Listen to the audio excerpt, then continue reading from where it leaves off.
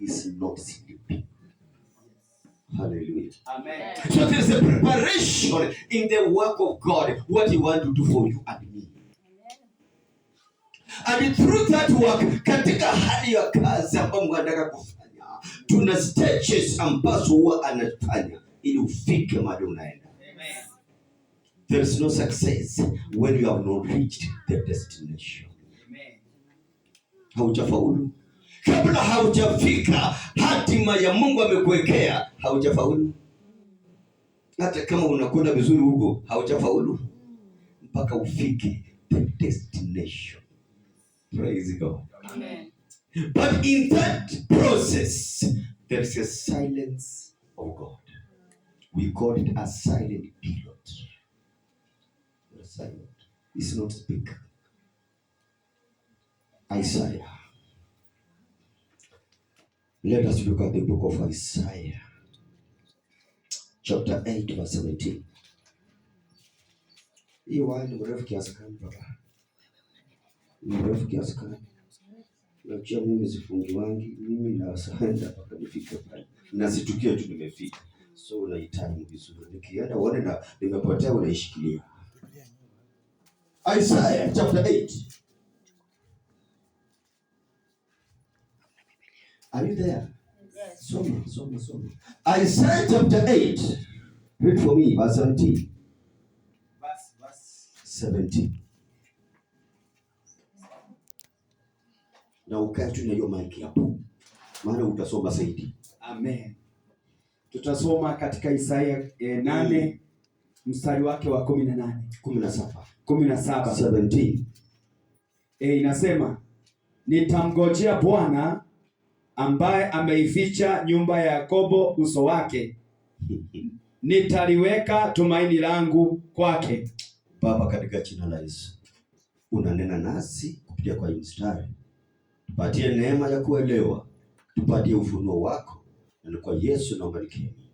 Amen. This is Isaiah. Anasema ya kwamba nitamngojea huyu Mungu ambaye haogeleshi wana nyumba ya Yuda. Nitaweka tumaini ndani mwake, yule ambaye amepiga mkongo. Mtu amekupiga mkongo, haumuoni uso, hakuongeleshi, na unasema naweka tumaini ndani mwake. Wewe ni basi. Hallelujah. Amen. Mtu hakuongeleshi, mtu amekunyamazia, amepiga mkongo, hauoni uso wake, hata ukimgusa pinduki. Huyo ndio Isaya anasema nitamtumainia. Wewe Mungu akipiga tu mkongo kwako, 35 minutes unaanza kusema Mungu ameniwacha. Hallelujah. Mara ngapi umesema Mungu amenisahau? Wataka kidogo tu. Mara mangi umesema ya kwamba hata nikikaa vile nimekaa hivi sitaweza. Mungu anasaidia yule ambaye anatusaidia, naenda kujisaidia. Mara ngapi? Just because amenyamaza for a few minutes. Hallelujah. Amen. Wengi wamehangaika hata kindoa. Kidogo tu. Mimi nimechoka. Mara ngapi umesema umechoka? Hallelujah. Amen. Anasema hiyo nyumba ya Yuda Mungu ameipiga mkongo, lakini mimi Isaya nitamwangalia, nitamtumainia, ndani mwake nitaweka tumaini langu. Amen. I will trust in him who is not speaking to me. Wewe utaweza? Hata ukisema sahihi mimi utaweza. Trusting somebody who is not talking to you. Trusting somebody who is not looking at you. Utaweza? Nani amesema mzee wako akuachia?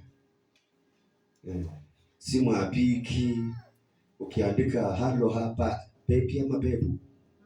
Unaandika ngaje? Babes. Ajibu. Amekunyamazia. Ninaandika kwa ingine ya saa 7 usiku hiyo. Ajibu. Utaendelea kumngojea. Utaambia nini kwa mada na kupata hilo?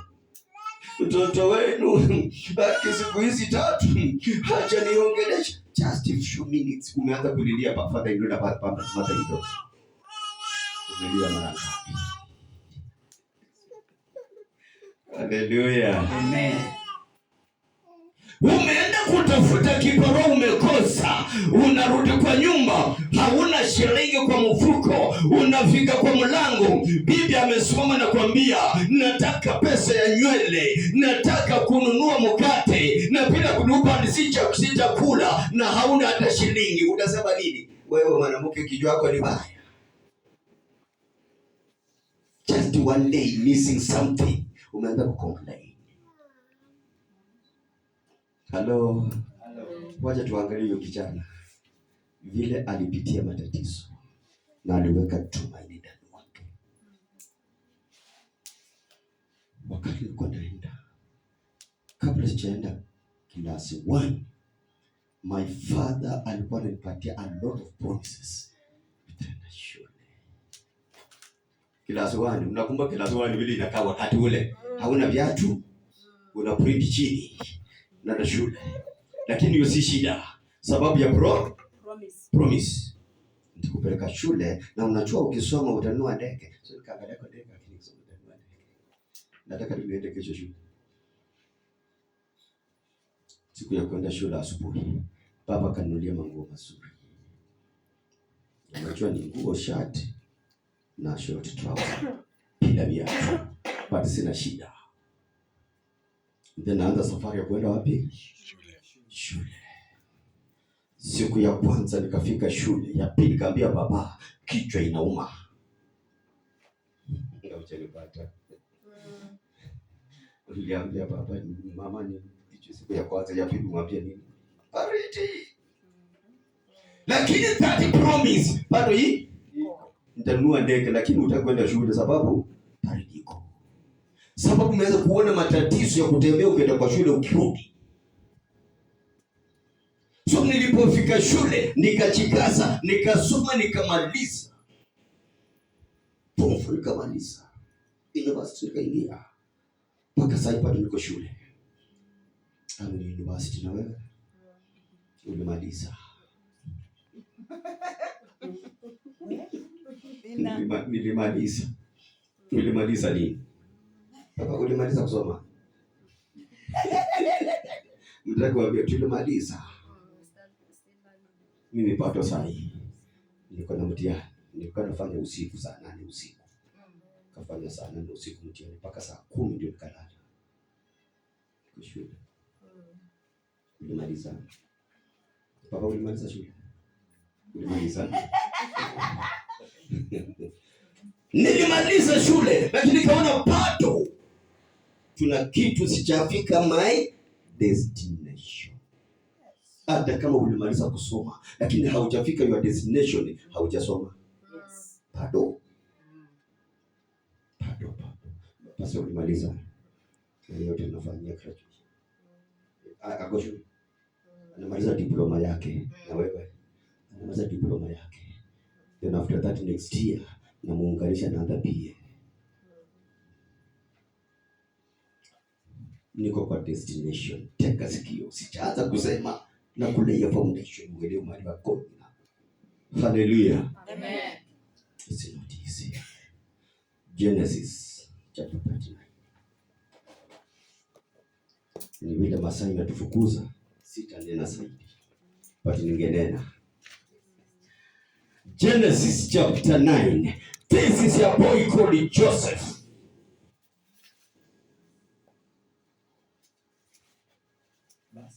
From verse 1. Hatutasoma yote. Nataka tu pa foundation ndipo nianze kuenda. Soma verse 1. Yes, tutasoma Mwanzo mlango wa 9 kuanzia 1. Ndipo Mungu akambariki Noa na wanawe. Genesis chapter 39 verse 1. 39.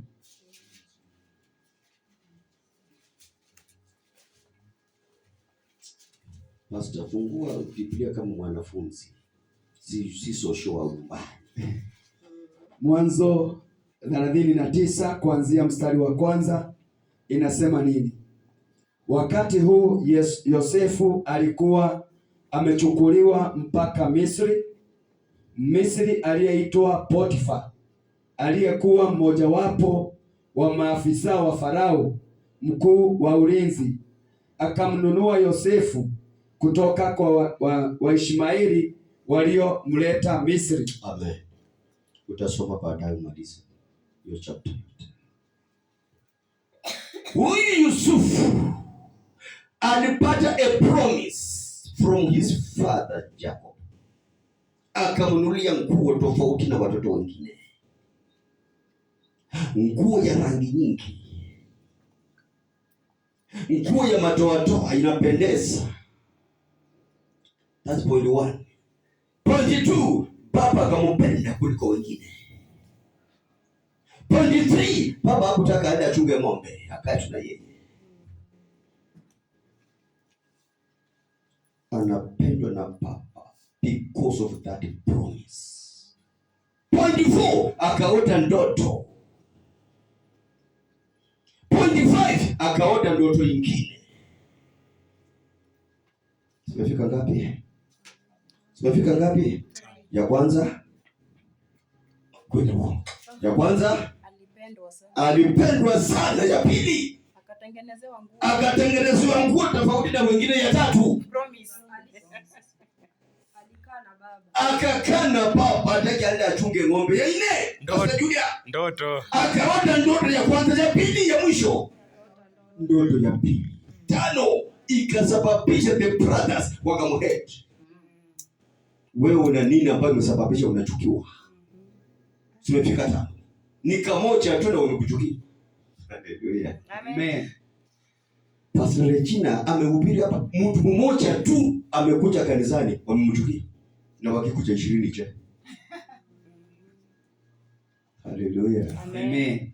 It's only 5, lakini the brothers wamemchukia. Licha ana upendo wa baba. Although is loved by the father, that love haikuzuia ma brothers kumchukia.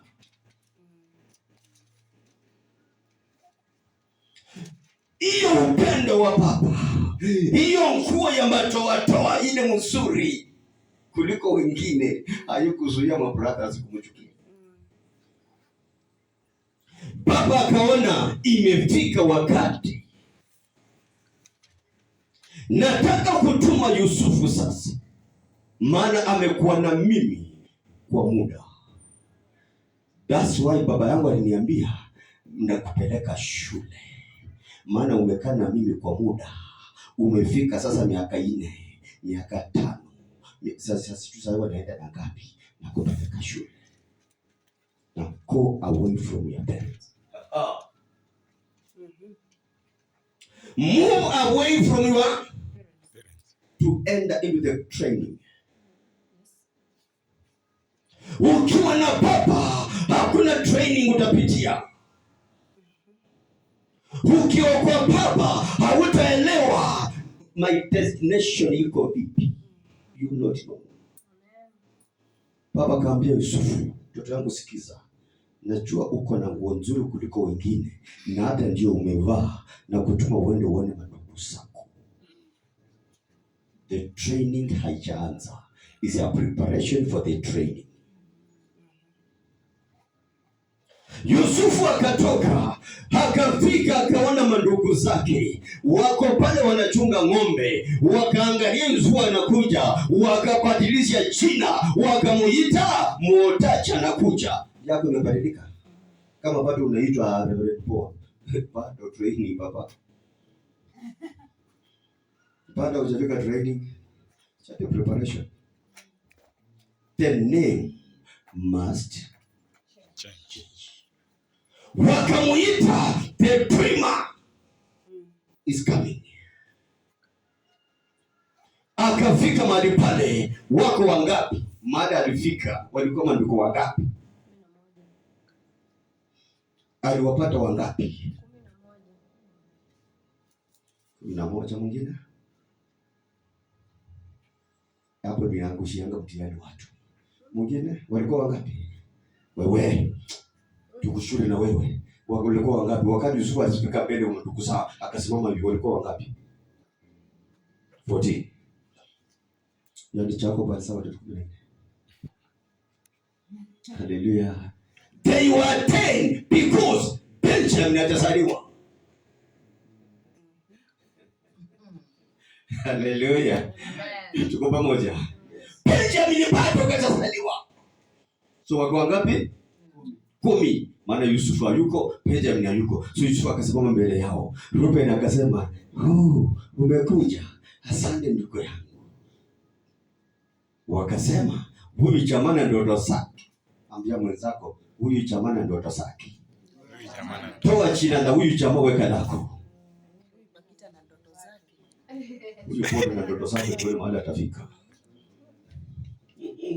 Naitwa tuone mahali utafika na ndoto zako.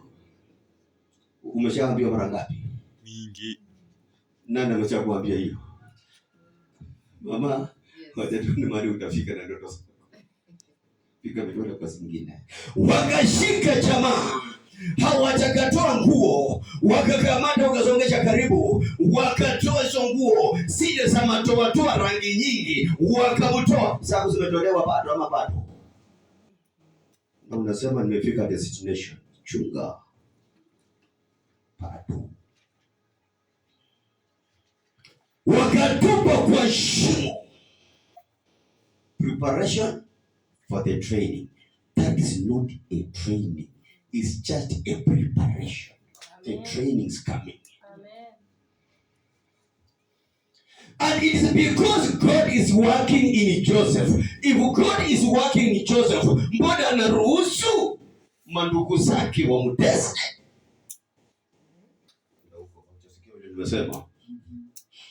Kama Mungu anakupenda, mbona anaruhusu majaribio ikuje?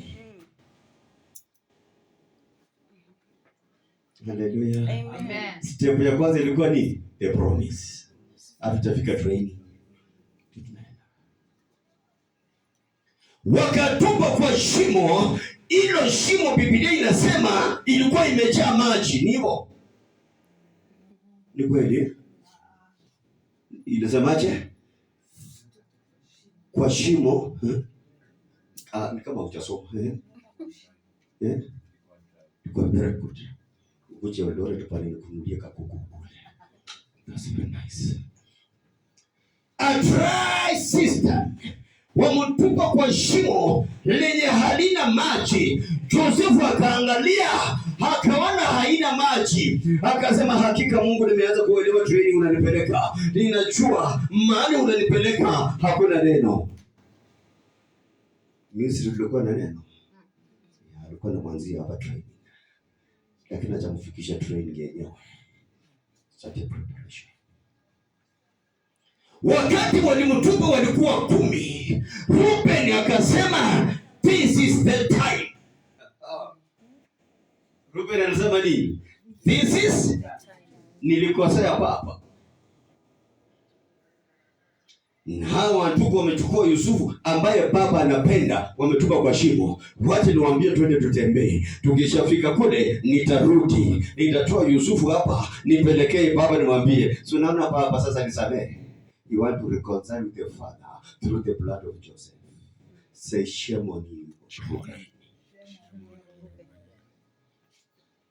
Hallelujah. Usiwote na kuleta. Hallelujah. Reuben akazunguka akarudi kuanza kuangalia the reconciliation, kuingia ndani akapata jamaa hayupo.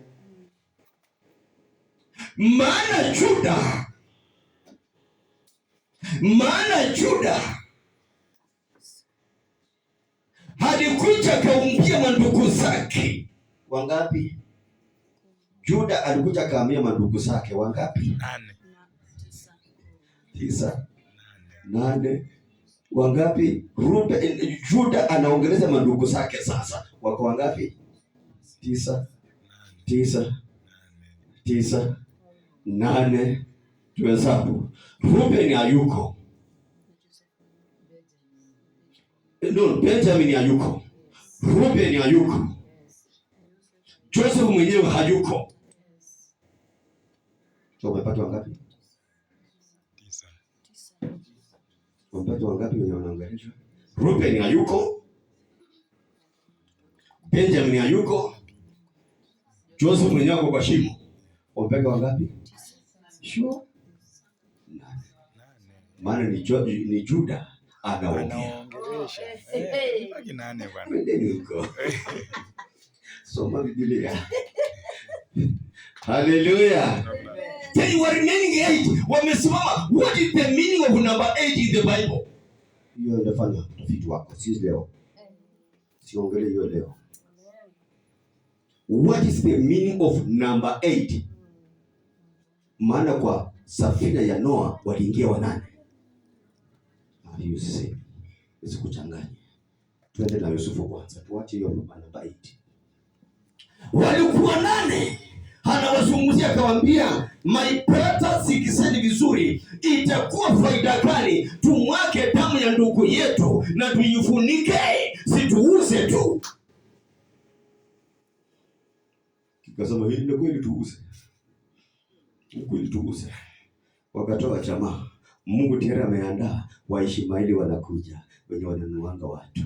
Ambia wenzako mzimuli wangu anakuja. Amen.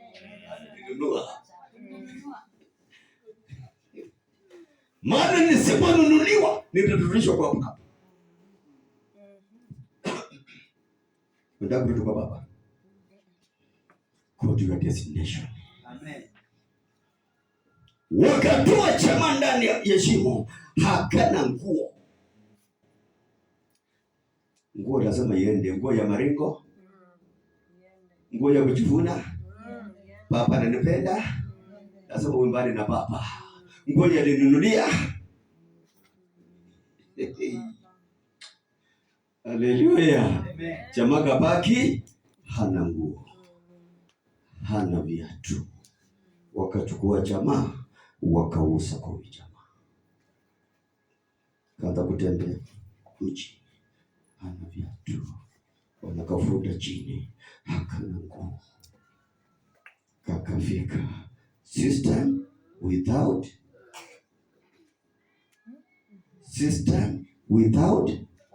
water. Kakafika sasa hapa. Asante. Potifa hakakaona, hakachukua jamaa, hakakaleta. Hapo ndio wanacheka. Pato hachaingia train. Ndio sasa kwa njia. Hata safari ya kutoka kwa baba kwenda kwa destination yako, kabla hujafika training, bado ni mateso. Unasema Mungu ananipenda. Haleluya. Ndio utasikia mama anachukua kifakio, anaanza kufakia akiimba. Mungu wangu, wajua sababu.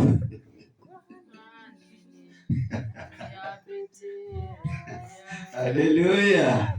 Hapo ndio naona sasa tunaimba. Na utafika training. Na training utatoboa.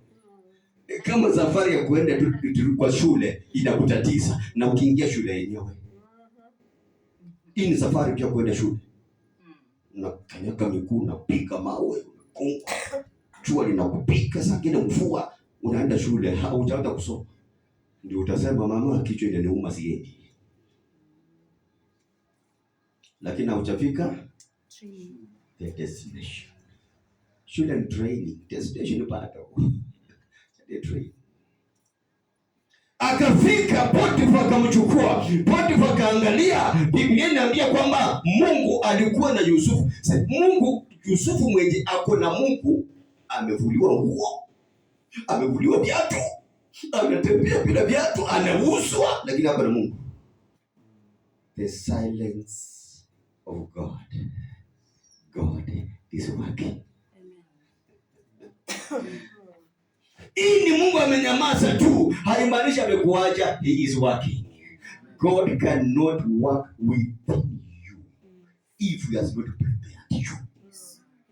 Hujaelewa hiyo. Yes. Hujaelewa. Umepata kweli?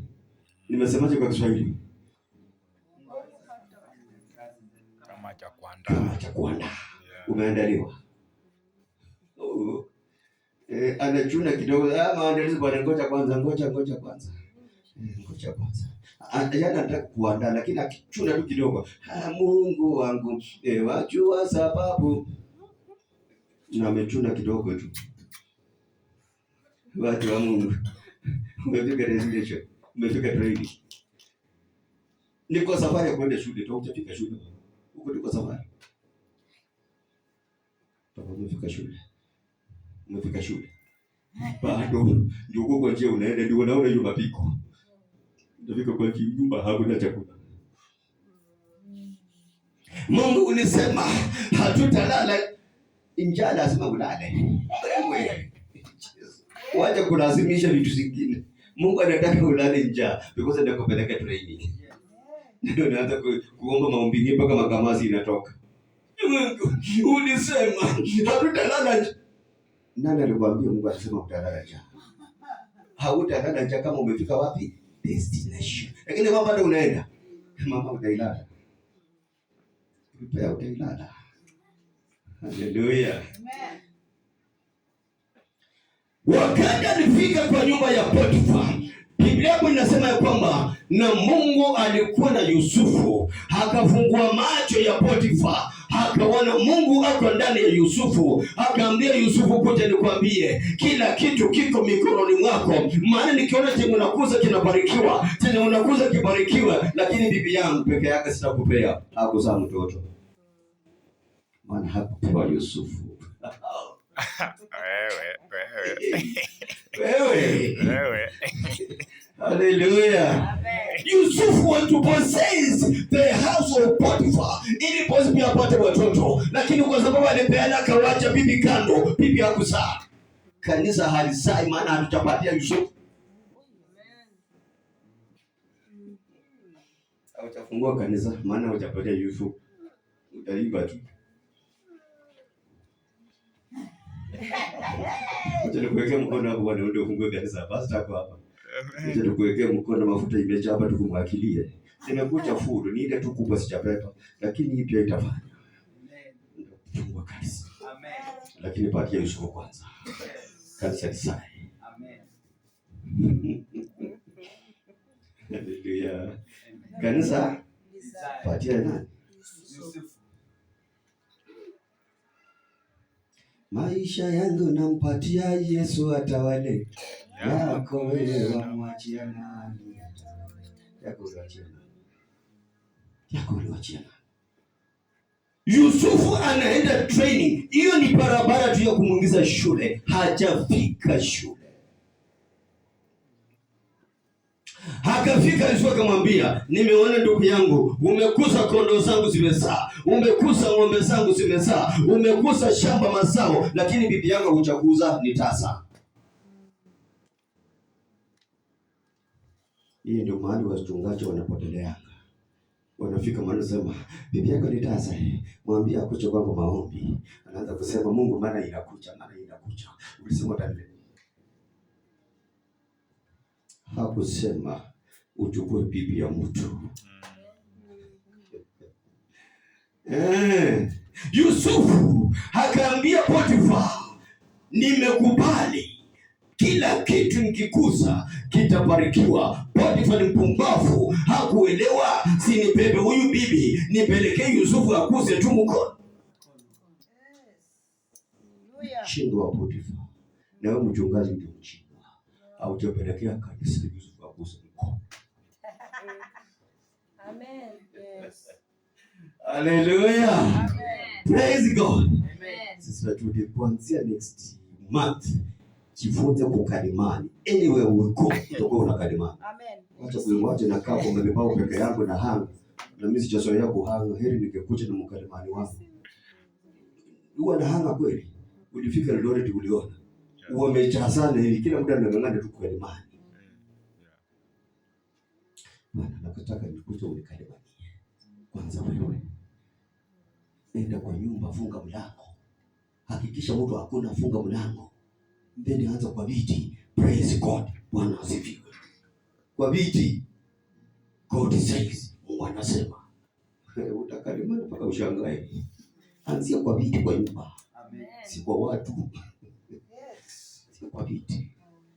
Mimi nianza kuhubiria viti. Maana nilikuwa mwoka. Hallelujah. Amen. Wakati ambapo Potifa alienda, ambia mwenzako Potifa alienda. Mpumbavu alienda.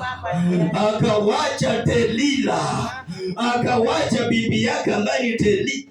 Wakati Yusufu ako katikati ya baraka na mwenye muweke katikati ya baraka asonge, Delila wanaamka. Chunga Delila siamuke kwa maisha yako. Kaambia Yusufu, naona Yusufu. Hapo itakana uteke sikio. Yusufu, nakuona. Chenye unakusa kinabarikiwa. Nimekuja. Si bibi alikuwa achipeleke, ni Potifa alikuwa apeleke. Yes. Mwenyewe alichipeleka. Yusufu akasema, nisikie mama, bwana yako alinipatia kila kitu isipokuwa wewe. So usinisonge. Hata Yesu anasema hivyo. Ulinipatia sadaka, ukanipatia fungu la 10, ukanipatia matoleo. Kanisa unaingia asubuhi, wewe ndio unafakia, lakini moyo hujanipa, usinisogee. Haleluya. Umempatia moyo. Maana kwa Potifa moyo wake alikuwa ni bibi yake. Kupatia moyo. Surrender to Jesus every. Hallelujah. Acha kuacha kingine kando. Tunamulia hapa. Mulia, inua mkono mulia. Inua mkono nikuone. Tuimbe hii wimbo na wewe. Shendo shirala shatongamo. Shenyanga wikanire. Shendo shirala shatongamo. Shenyanga wikanire. Kalimani wasikie bwana. Mimi sitaki kuendelea na hiyo. Kalimani kimo yako karibu asikie tuko tunaimba nini? Kitu moja imepaki ndani mwako yafaa uitupu. Ninong'oneza, si ndio? Kitu moja imepaki ndani ya. Bibi ya Potifa akasema, kijana nisikie vizuri. Nimeona ng'ombe huko zimezaa. Naona punda zimezaa, ngamia zimejaa. Mimi niko hapa sina mtoto bwana. Lazima unanipa mtoto. Maombi ya kulazimisha Mungu atakucheka. Nasema ngoja. Sasa Yusufu amefika shule, anataka kuanza mtihani. Aingie training. Bibi akamwambia, upende usipende, ni leo. Pastor ungekuwa wewe. Ungekuwa wewe Pastor Jackson? Ungekuwa wewe? Mbio ningetoka. Yaani jamani, nyinyi mko kwa moyo wangu. Leo? Jamani. Ni leo. Mama amekuja. Nani amewatch movie ya Nigeria ya Pastor. Lakini Bishop tena inalingana na sura sasa. Biblia inasema kalikuwa karembo kawarembo. Lakini maybe si kwa macho yangu. Wewe Delila hawezi kuwa mbaya. Delila hawezi kuwa sura mbaya. Delila. Ndio nakwambia alikuwa mrembo wa warembo. Ukimwangalia hivi kisa inakuja kwa masikio. Kisa inakuja linafunika macho pa. Bwana Jackson, umeshawahi ingia kutoka conference kama hii? Uhubiri mpaka mawazo ipate waanze kusema na tukaenda Yerusalemu tukarudi Bwana asifiwe. Umeshawahi kanyaka hiyo conference? Kuna mchungaji mwingine alichanganyikiwa akamwambia nani ashaifanya usharati asimame, hakusikia vizuri akasimama. Ako kwa madhabahu. Bwana wanakuja unakaa mbele video mama umekaa hivi shuu mpaka mwisho na usiko hapa. Hiyo ndio mtindo wa Amerika. Wanakuja injili. Sasa uko hapa unasukuma injili na unaona unasukuma injili mpaka unaweza haleluya Jerusalem. Chunga. Amina. Yusufu aliona hayo yote. Akasema haya unanionyesha yote ninachua. Shida ni moja. Yusufu alikuwa na Mungu. Potifa angegundua hiyo shiri, apeleke tu bibi aseme Yusufu, ng'ombe nilikupea ulikuza tu. Unajua huko nipata. Ng'ombe siliza kwa sababu Yusufu alirukia. Hapana. Alikuza tu. So angepeleka tu bibi pia tu Yusufu afanye nini? Lakini akaficha. Amen. Nashukuru dedication ya watoto hapa. Sasa wengine wanauliza tuna haja ya kudedicate mtoto. Wewe. Ezekiel chapter 16 verse 4. Kitofu mpaka kikatu. Amen. Tumekata kitofu hapa. Nikaambia mama waende umpatie mtoto chang'aa. Wakasema no. Yaani kitofu cha chang'aa imekatwa. Haleluya. Amen.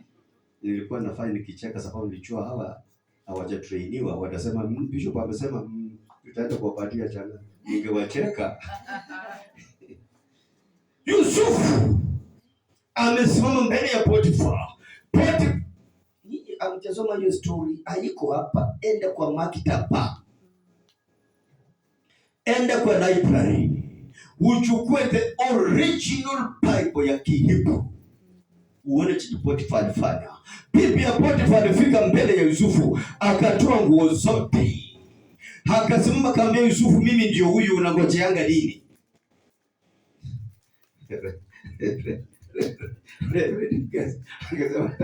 Ni Mungu ameniletea.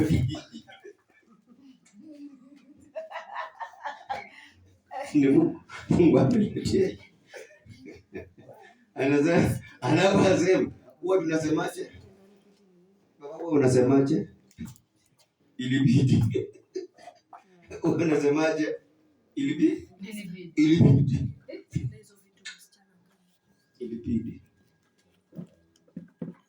Alipoona kimeshindikana, yeye alianza kutoa nguo za Yusufu.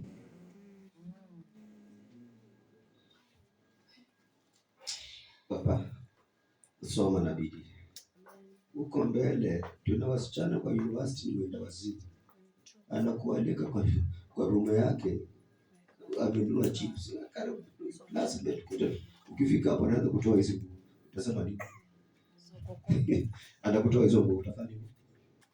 Utakuwa kama Yosef utoke pia. Unasema bwana hapa ilibidi. Hapa si bwana advice.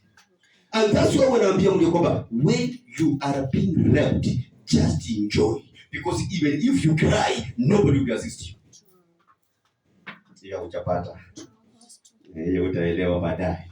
Hiyo wakati mwingine tukirudi kusunguzia mambo kadhaa. Leo nataka tukupate a step to your destination.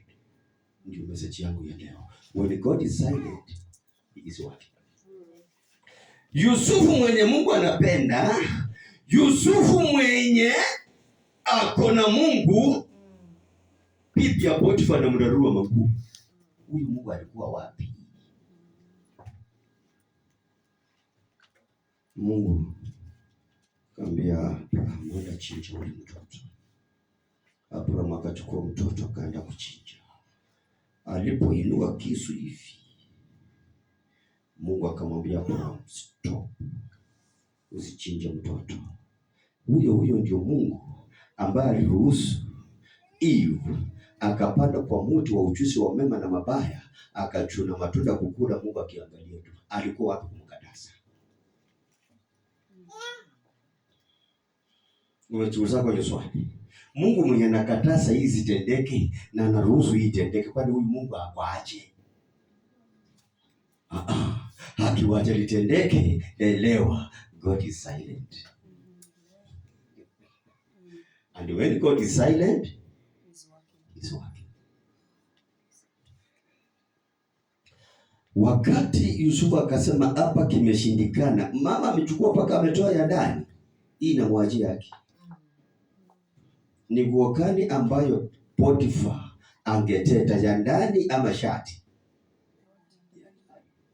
Shati angekuwa na shida nayo, shati. Lakini ya ndani. Hiyo ndio XP. Ya kwamba huyu jamaa alitoa nguo zote. Kwani alitoa nguo zote? Alitoa nguo zote? Hakutoa. huyu mama alimrarua. Jamaa kilitoka hapo akana nguo. Tuone Joseph kanatoka bila nguo kana kaache. Kaone kwa picha sasa.